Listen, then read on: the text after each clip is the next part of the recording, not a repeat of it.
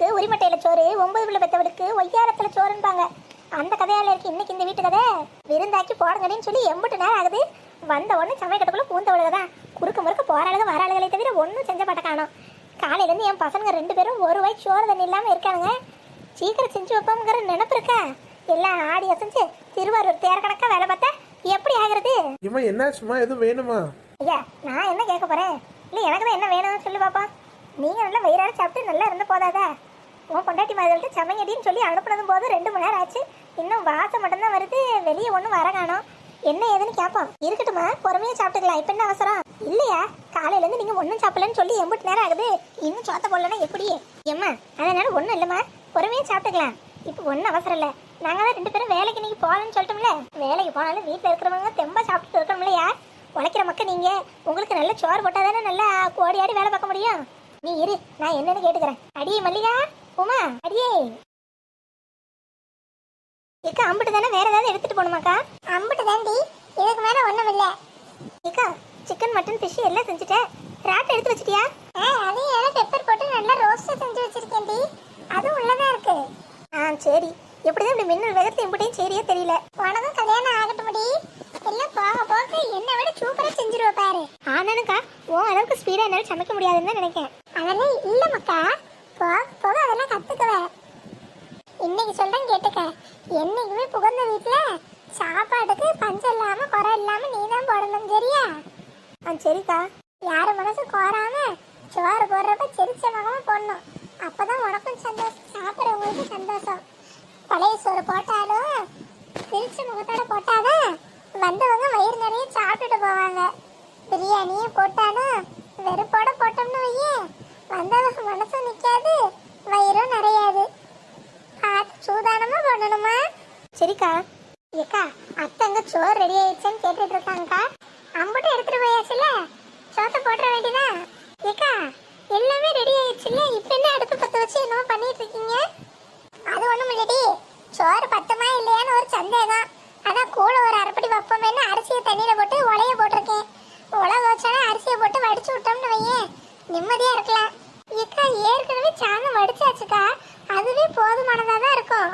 இருக்கட்டும் டி, சோத்துல உட்காந்தானே பத்தனை கத்தலைன்னா நல்லாவா இருக்கும்?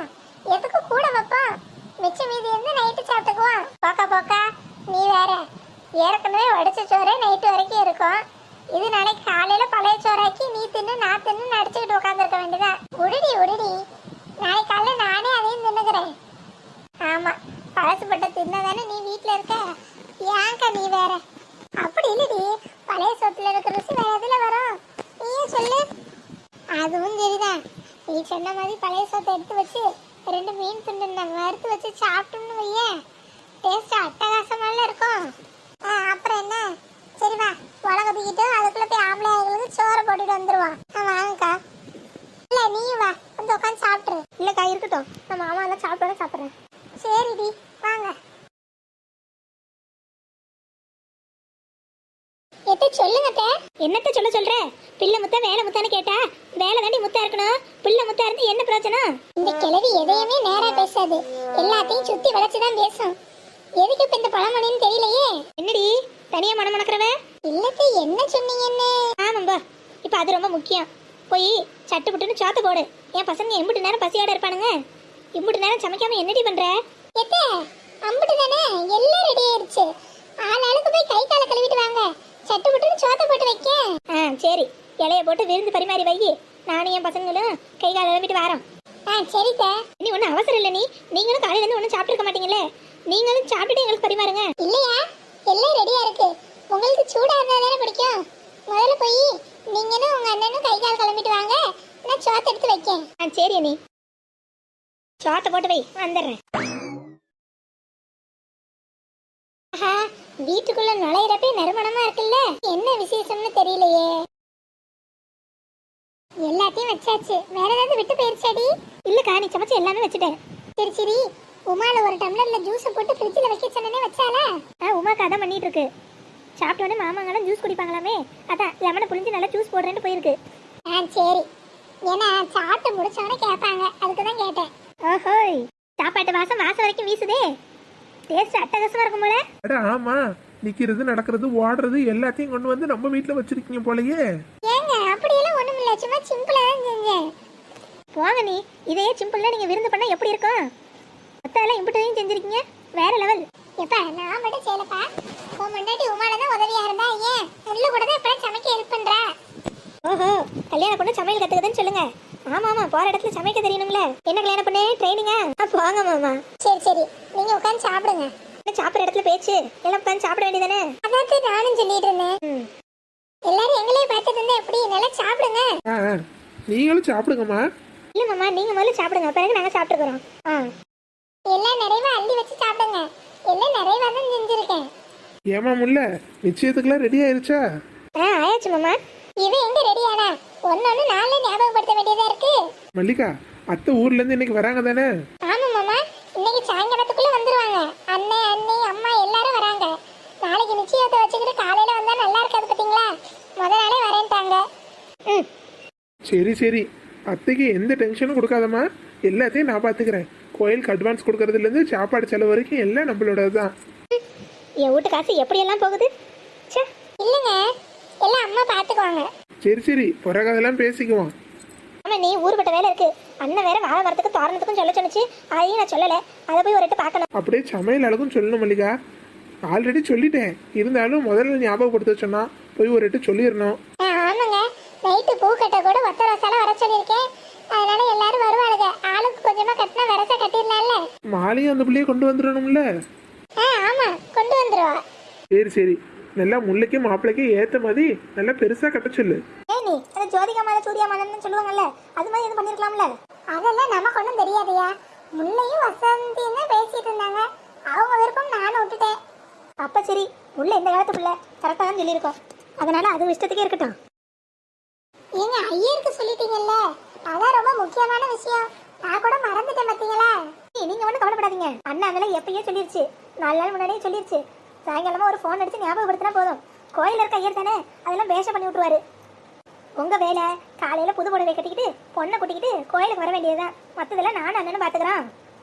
ரொம்ப சந்தோஷம்ப்பா. என் தங்கச்சிக்கு கல்யாணம் பண்றதுக்கு நீங்கெல்லாம் இம்புட்டு ஆர்வமா இருக்கீங்க. எனக்கு அதை நினைக்கிறப்பே ரொம்ப சந்தோஷமா இருக்கு. இனி இப்படி பிரிச்சு பேசாதீங்கன்னு எத்தனை வாட்டி சொல்லியிருக்கேன். உங்க தங்கச்சி வேற என் தங்கச்சி வேறன்னு இருக்கா? எல்லாம் ஒரே குடும்பம் தானே. நீ முல்லை யார் அடுத்து விட்டு பிள்ளையா? நம்ம வீட்டு பிள்ளை, அவளுக்கு நாங்க செய்யாம யார் செய்வா?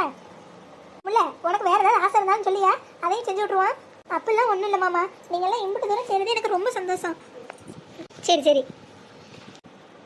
ஏதோ ஃபோன் அடிக்கிற மாதிரி இருக்கு மாமா. ஏன் ஃபோன் தான்? ஒரு நிமிஷம் வந்து பேசிட்டு வந்துடுறேன். பாத்தீங்களா, நீ மாப்பிள்ளையா தான் இருக்கும், அதான் எப்படி ஒண்ணு அடிச்சு வர்ற தெரியலப்பா. எம்மா எம்மா, அடியே வாடி, எதுக்கு வாசல்ல நின்னு கத்துறவே? வா உள்ள. எம்மா, வீட்ல இன்னைக்கு விருந்து சாப்பாடா? வாசல் வாசல்ல வரைக்கும் இருக்குது. ஆமண்டி, சாப்பிடணும் போல இருக்குனாங்க, அதான் செஞ்சு கொடுத்தேன். நீயும் உட்காரு, ஒருட்டு சாப்பிடலாம். எங்க தள்ளு. ஹை, எல்லாமே இருக்கு. என்னப்பா இப்படி பார்த்துட்டு இருக்க? உட்காரு சாப்பிடலாம். இல்லப்பா, இப்பதான் வரப்ப ஃப்ரெண்ட்ஸோட சேர்ந்து ஜூஸ் குடிச்சிட்டு வந்தேன். இன்னும் ஒரு 1/2 மணி நேரம் போட்டு அப்புறம் சாப்பிடுறேன். அப்படியம்மா, ஒரு ஜூஸ் குடிச்சதுல வயிறு ஃபுல்லா ஆயிருச்சா? நல்லா கூத்தா இருக்கே. உன் வயசுல நான் எப்படி சோறு தின்னு தெரியுமா? பாட்டி, என்னால சாப்பிட முடியாது பாட்டி, இன்னும் 1 மணி நேரமாவது ஆகணும். சரி, எங்க நிர்மியத்தைய காணோம்? சோரனா மொத ஆளா வந்திருக்கோம், ஆளை காணோம். உங்களை தான் போய்க்கிறேன். எங்க ஆமா, உங்களுக்கு வீட்டுல இருக்கோம். ஒருவேளை மொத ரவுண்டா முடிச்சிட்டு தான் போயிருக்கோம். அத்தை, அடி உனக்கு சோறு வேணா தின்னு, இல்ல உள்ள போ சொல்லிட்டேன். தேவைதான் பேசிக்கிட்டு நான் இப்ப என்ன தப்பா கேட்டுட்டேன்? இப்ப என்னாச்சு? சாப்பாடுல இருந்து எந்திரிச்சிட்டீங்க? எனக்கு போதும்பா. அம்மா சாப்பிடுங்கம்மா, நான் பிறகு சாப்பிட்டுக்கிறையா, நீங்களாம் சாப்பிடுங்க. இனி நீங்க ஒன்றும் வருத்தப்படாதீங்க. 1000 இருந்தாலும் பெத்த மனசு இல்லையா? அதான் அம்மா விருட்டு எந்திரிச்சு போயிருச்சு. நீங்க நாளைக்கு அடக்க வேண்டிய நிச்சய வேலையை பாருங்க, இதெல்லாம் பிறகு பாத்துக்கலாம். ஆமா மல்லிகா, கண்டதையும் கேட்டு மனசுல போட்டு குழப்பிக்காத, சரியா? நிச்சய வேலையை சந்தோஷமா பாரு. நைட்டு வேற அத்தை மச்சாலாம் வந்துருவாங்க, அவங்களுக்கு எல்லாம் என்னென்ன சேருதுங்கிறது நினப்பு வச்சுக்க. ஓ மதனி வேற வராங்கல்ல, அவங்க மனசு கோணாம நடந்துக்கணும். போன வாட்டியே வந்தப்போ அது சரியில்லை இது சரியில்லைன்ட்டு போனாங்க. இந்த வாட்டி கொஞ்சம் நல்ல விதமா கவனிச்சு அனுப்ப முடியும். சரி மாமா, அதெல்லாம் நான் பாத்துக்கிறேன். அண்ணி ஏதாவது வேணும்னாலும் சொல்லுங்க, நான் வாங்கிட்டு வந்து கொடுத்துறேன். இல்லையா, வேணுங்கிறதெல்லாம் இருக்கு, பிறகு ஏதாவது தேவைன்னா சொல்றேன், வாங்கிட்டு வாங்க. அப்புறம் டேபிள் ஃபேன் 2 எடுத்துட்டு வந்துடுறேம்மா. நைட்டு கொசுக்கடியா இருக்கும், புழுக்கம் வேற அதிகமா இருக்குல்ல.